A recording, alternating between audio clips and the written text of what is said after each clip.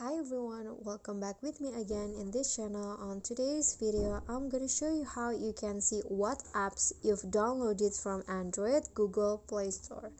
So here I'm using my Android, and to see what apps I've have installed in the past, so you can just go to Play Store and then go to your profile, click on your profile photos and click on manage apps and device, this one, and then here you can just go to manage tab, and here is the apps that I've currently installed on my Android phone. But to see the history, all of your apps that has been installed in the past, you can just click on the install box here and then go to not install. So these are the apps that previously have downloaded in my phone, but now it's not.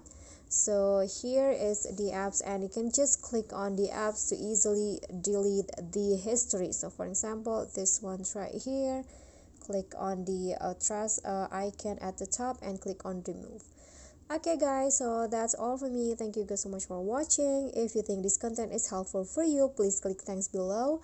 If you like the video, please click on the thumbs up icon, leave a comment and subscribe to our channel. See you at the following tutorial. Thank you.